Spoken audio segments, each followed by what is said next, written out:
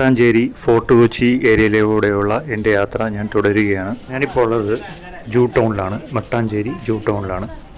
ഇതൊരു കിപ്പയൊക്കെ വയ്ക്കുന്ന ഒരു ഷോപ്പാണ്. കിപ്പയെന്ന് പറഞ്ഞാൽ ജ്യൂസ് ഇങ്ങനെ തലയിൽ പ്രയറിൻ്റെ സമയത്ത് വയ്ക്കുന്ന ഒരു തൊപ്പിയാണ്. സാറാസ് ഹാൻഡ് എംബ്രോയിഡറി എന്നാണ് എഴുതിയിരിക്കുന്നത്. പക്ഷേ ഇതിന് ഇസ്രായേലുമായിട്ടോ ജ്യൂസുമായിട്ടോ ഒന്നും ബന്ധമില്ലെന്നാണ് ഇതിൻ്റെ ഓണർ പറയുന്നത്. ഇതൊരു ലോകത്തിലെ ഏറ്റവും വലിയ വാർപ്പുകളിലൊന്നാണ്. ഞാൻ ജൂ ടൗണിലൂടെ നടക്കുകയാണ്, സ്ട്രീറ്റിലൂടെയാണ് നടക്കുന്നത്. ഇതിന് ചുറ്റും രണ്ട് സൈഡിലും ഷോപ്സാണ്. വളരെ ഡിഫറെൻ്റ് ആയിട്ടുള്ള ഷോപ്സാണ് ഇവിടെ ഉള്ളത്. പക്ഷേ ഇവിടെ ഉള്ള ഒരു ഷോപ്പും ജ്യൂസുമായി ബന്ധപ്പെട്ടതല്ല, ജ്യൂസ് നടത്തുന്ന ഷോപ്പല്ല, ജൂതന്മാർ നടത്തുന്ന ഷോപ്പല്ല. ജൂതന്മാർ ഇവിടെ വിട്ടു പോയിട്ട് വർഷങ്ങളായി. 1950കളുടെ മധ്യത്തിൽ തന്നെ അവരിവിടെ നിന്ന് വിട്ടുപോവുകയാണ് ചെയ്തത്. പക്ഷെ അവരിവിടെ വരുന്നുണ്ട്, ഇവിടെ കാണാനൊക്കെ അവർ വരുന്നുണ്ട്. ഇവിടെ ഇപ്പോൾ ഉള്ള ഷോപ്സ് മെജോറിറ്റിയും മറ്റു മതസ്ഥരാണ് നടത്തുന്നത്. ജ്യൂസുമായി യാതൊരു ബന്ധവുമില്ല. ജ്യൂസ് സ്ട്രീറ്റ് എന്ന് മാത്രമേ പേരിൽ മാത്രമേ ഉള്ളൂ. ഞാൻ ഇപ്പോൾ നടന്നു പോയിക്കൊണ്ടിരിക്കുന്നത് പരദേശി ജൂഷ് സിനഗോഗിലേക്കാണ് നടന്നു പോയിക്കൊണ്ടിരിക്കുന്നത്. ഇവിടെ ഇങ്ങനെ എഴുതി വെച്ചിട്ടുണ്ട് ഷാലോം. ഷാലോം എന്ന് പറഞ്ഞാൽ പീസ് എന്നാണ് അർത്ഥം. അതൊരു ജൂയിഷ് വേർഡാണ്. ഷിലോ എന്ന് പറഞ്ഞാൽ ഗിഫ്റ്റ് ഓഫ് ഗോഡ് എന്നാണ്, അതായത് ദൈവം തന്ന സമ്മാനം എന്നാണ് അതിൻ്റെ അർത്ഥം. ഞാനിവിടെ കൊച്ചിൻ സിനഗോഗിൽ എത്തിയിട്ടുണ്ട്. ഇവിടെ സാറ്റർഡേ ഹോളിഡേ ആണ്. സാറ്റർഡേ സബത്ത് ഡേ ആണ് ജ്യൂസിന്. അതുകൊണ്ട് അവർക്ക് അന്ന് ഹോളിഡേ ആണ്. അതുകൊണ്ട് ഈ ജൂയിഷ് സിനഗോഗിനും അന്ന് ഹോളിഡേ ആണ്. ഇവിടെ എൻട്രി ഫീസ് 10 രൂപയാണ്. ഇതിൻ്റെ ബാക്ക് സൈഡിലോട്ട് ഞാൻ പോവുകയാണ്. ഇവിടെ ഫേമസ് ആയിട്ടുള്ള ജ്യൂസിൻ്റെ സിമ്പിൾ, ആ സ്റ്റാർ ഇവിടെ വരച്ച് വെച്ചിട്ടുണ്ട്. ഇത് റെഗുലറായിട്ട് പ്രെയർ ഒന്നും നടക്കുന്ന ഒരു സിനഗോഗായിട്ട് എനിക്ക് തോന്നുന്നില്ല. കാര്യം എന്ന് പറഞ്ഞാൽ ഇവിടെ ജ്യൂസൊന്നും അധികം ഇല്ല. ഇവിടെ വിസിറ്റേഴ്സ് മാത്രമേ ഉള്ളൂ. ഞാനിപ്പോൾ സിനഗോഗിൻ്റെ അകത്തോട്ട് കയറി പോവുകയാണ്. ഇവിടെ ഇങ്ങനെ ഡൊണേഷനൊക്കെ വേണ്ടിയിട്ടുള്ള ഒരു സ്ഥലം വെച്ചിട്ടുണ്ട്. അവിടെ ഹീബ്രുവിലാണ് താഴെ എഴുതി വെച്ചിരിക്കുന്നത്, പിന്നെ ഇംഗ്ലീഷിലും എഴുതി വെച്ചിട്ടുണ്ട്. ഇവിടെയാണ് ഡൊണേഷനൊക്കെ ഇടാൻ താല്പര്യമുള്ളവർ അവിടെയാണ് ഡൊണേഷൻ ഇടേണ്ടത്. ഇവിടെ മുഴുവനും ഹീബ്രുവിലാണ് എഴുതി വെച്ചിരിക്കുന്നത്. ഇംഗ്ലീഷിൽ വളരെ വിരളമായിട്ട് മാത്രമേ എഴുതി വെച്ചിട്ടുള്ളൂ. ഈ സിനഗോഗ് കോമൺവെൽത്ത് രാജ്യങ്ങളിലെ തന്നെ ഏറ്റവും പഴക്കമുള്ള സിനഗോഗുകളിൽ ഒന്നാണ്. ഈ സിനഗോഗ് ഇവിടെ കൺസ്ട്രക്ട് ചെയ്യുന്നത് 1568 AD അന്നത്തെ കൊച്ചി രാജാവായിരുന്ന രാമവർമ്മ നൽകിയ സ്ഥലത്താണ് ഈ സിനഗോഗ് ഇവിടെ പണി കഴിപ്പിച്ചത്.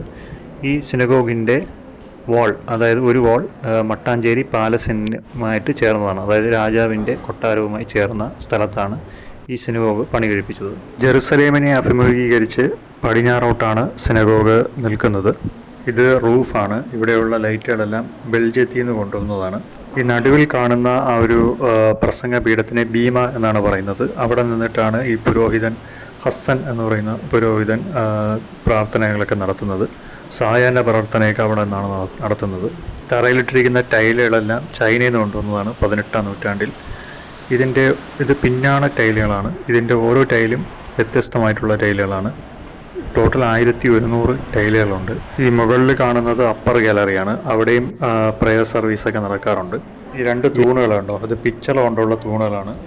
അത് ഈ സോളമൻ്റെ ഫസ്റ്റ് സിനഗോഗിൽ നിന്നുള്ള ഇൻസ്പിറേഷനിൽ നിന്ന് വെച്ചേക്കുന്നതാണ്. ജൂതന്മാർ കേരളത്തിലേക്ക് വരുന്നത് BC ബിഫോർ ക്രൈസ്റ്റിൽ തന്നെ അവർ കേരളത്തിലോട്ട് വരുന്നുണ്ട്. ആദ്യത്തെ അവരുടെ സെറ്റിൽമെൻറ്റ്സ് ഒക്കെ ഉണ്ടായിരുന്നത് കരങ്ങന്നൂരിലാണ്, അതായത് ഇന്നത്തെ കണ്ണൂർ പ്രദേശത്താണ് ഉണ്ടായിരുന്നത്. ഈ 849 ജോസഫ് റബ്ബാൻ എന്ന് പറയുന്ന ഒരു ജൂവിന് അന്നത്തെ രാജാവായിരുന്ന ചേരമാൻ പെരുമാൾ കൊച്ചിൻ കോപ്പർ പ്ലേറ്റ് കൊടുക്കുന്നത്. അതായത് അവർക്ക് കുറച്ച് പ്രിവിലേജസ് കൊടുക്കുന്നതാണ്. പ്രോപ്പർട്ടി ഓൺ ചെയ്യാനും ഒക്കെ റിലീജിയൻ പ്രാക്ടീസ് ചെയ്യാനും ഒക്കെ ഉള്ള അനുമതി കൊടുക്കുന്ന ഒരു കോപ്പർ പ്ലേറ്റ് ആയിരുന്നു അത്.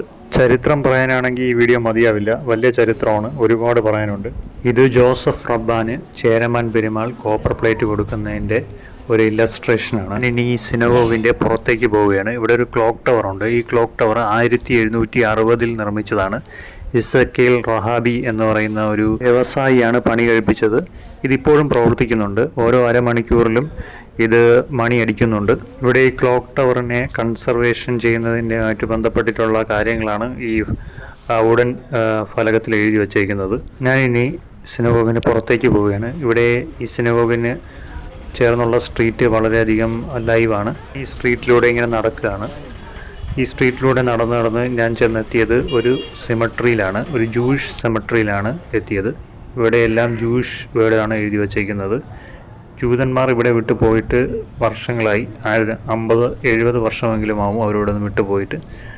അപ്പോൾ ഇവിടെ മുമ്പുണ്ടായിരുന്ന കമ്മ്യൂണിറ്റിയിലുള്ള ആളുകളായിരിക്കണം ഇവിടെ അടക്കിയിട്ടുള്ളത്. സോ ഇത് ഒരു നൂറ്റാണ്ടെങ്കിലും പഴക്കമുള്ള സെമെട്രി ആയിരിക്കണം.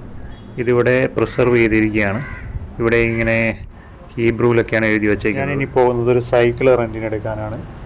ഇത് സൈക്കിൾ റെൻറ്റിന് കൊടുക്കുന്ന ഒരു സ്ഥാപനമാണ്. സ്ഥാപനത്തിൻ്റെ പേര് Ocean tours and travels private limited എന്നാണ്. ഇത് ഫോർട്ട് കൊച്ചി വാട്ടർ മെട്രോ സ്റ്റേഷനിൽ നിന്ന് വാക്കബിൾ ഡിസ്റ്റൻസിലാണുള്ളത്. അതുപോലെ ജങ്കാർ സർവീസിൻ്റെയൊക്കെ അടുത്താണ് ഈ സ്ഥാപനമുള്ളത്. ഞാനിവിടെ നിന്നൊരു സൈക്കിൾ റെൻറ്റിന് എടുക്കുകയാണ്. 50 രൂപയാണ് ഒരു മണിക്കൂറിന് ഇവർ പറയുന്നത്.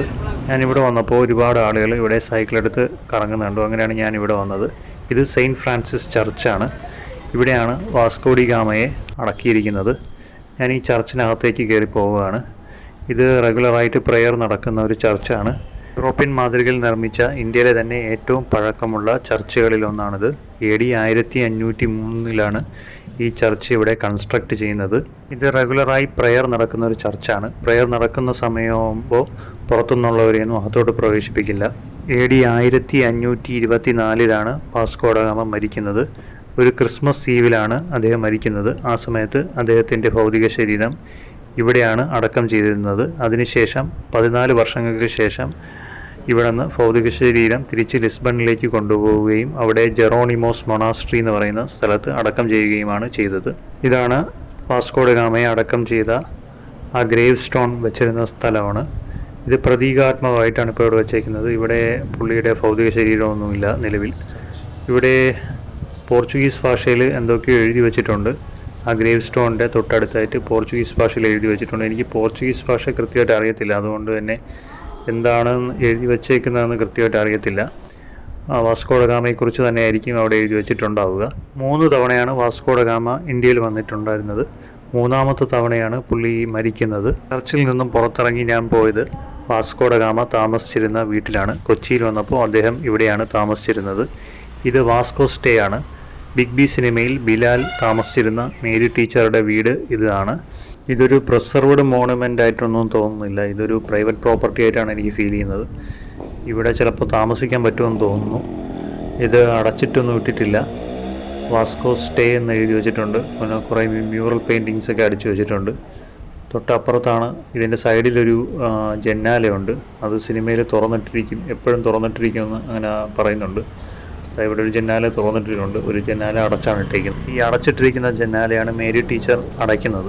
ബിലാലിന് മുമ്പിൽ വെച്ച് അടയ്ക്കുന്നത് ഈ ജന്നാലയാണ്. കണ്ടില്ലേ, ഇതാ ഈ ജന്നാലയാണ് അടയ്ക്കുന്നത്. ഇവിടെ വാസ്കോ സ്റ്റേ എന്ന് ഇവിടെ എഴുതി വെച്ചിട്ടുണ്ട്. Vasco home stay. ഇവിടെ താമസിക്കാൻ പറ്റുമെന്ന് എനിക്കറിയത്തില്ല. ഇവിടെ അതിൻ്റെ റെസ്പെക്റ്റീവായിട്ടുള്ള ഒരാളിനെ ഞാൻ ഇവിടെ കാണുന്നില്ല. ഇവിടെ പൂട്ടിയിട്ടിട്ടുണ്ടത്.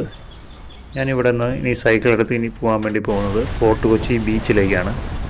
ഇവിടെ കപ്പൽ കാണാൻ പറ്റും. ഇവിടെ നിന്ന് കഴിഞ്ഞാൽ വല്ലാർപാടം കണ്ടെയ്നർ ടെർമിനലിലോട്ട് കപ്പൽ പോകുന്നത് ഇവിടെ നിന്ന് കഴിഞ്ഞാൽ കാണാൻ പറ്റും. ഈ ബാക്ക്ഗ്രൗണ്ടിൽ ഒരു ഷിപ്പ് കിടപ്പുണ്ട്. വല്ലാർപാടം കണ്ടെയ്നർ ടെർമിനലിലോട്ട് കയറാൻ വേണ്ടി ഷിപ്പ് വെയിറ്റിംഗ് ആണ്. അവിടെ ഒരു ഷിപ്പ് കിടപ്പുണ്ട്. അത് മാറ്റിയിട്ട് ഈ കപ്പൽ അങ്ങോട്ട് കയറും.